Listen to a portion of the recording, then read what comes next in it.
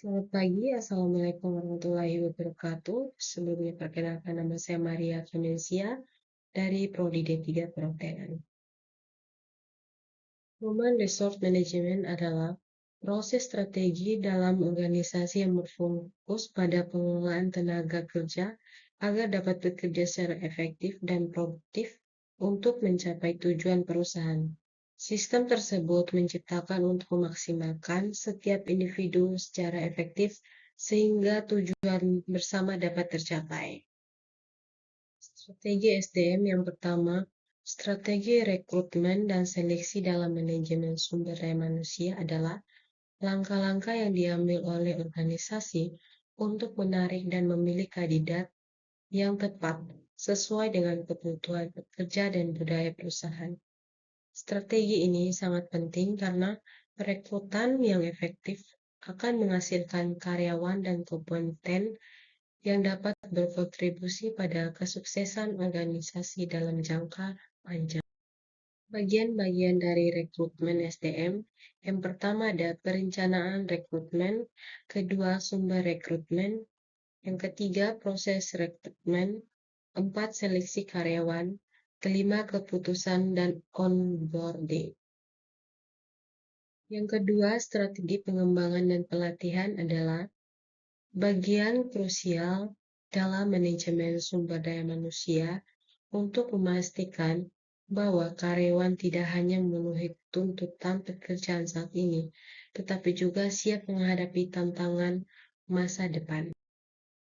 Untuk bagian dari strategi pengembangan dan pelatihan karyawan, yang pertama ada identifikasi kebutuhan pelatihan, kedua perencanaan program pengembangan, ketiga pelaksanaan pelatihan, keempat evaluasi dan umpan balik, kelima pengembangan karir dan suksesi.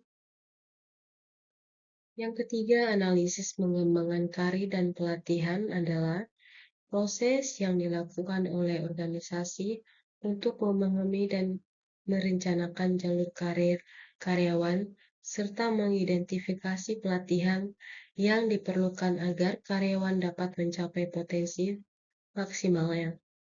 Dalam konteks manajemen sumber daya manusia, ini mencakup evaluasi dan perencanaan yang mendalam terkait pengembangan karir individu dan memberikan pelatihan yang relevan untuk mendukung tujuan organisasi dan karyawan. Untuk bagian dari analisis pengembangan karir dan pelatihan, yang pertama ada identifikasi kebutuhan karir dan pelatihan, kedua ada perencanaan pengembangan karir, ketiga ada implementasi program pelatihan, keempat ada evaluasi efektivitas pelatihan dan karir, kelima ada pengelolaan dan peningkatan berkelanjutan. Keempat, analisis kebutuhan sumber daya manusia adalah proses yang digunakan untuk menilai dan menentukan jumlah, keterampilan, dan jenis karyawan yang diperlukan untuk mencapai tujuan dan strategi organisasi.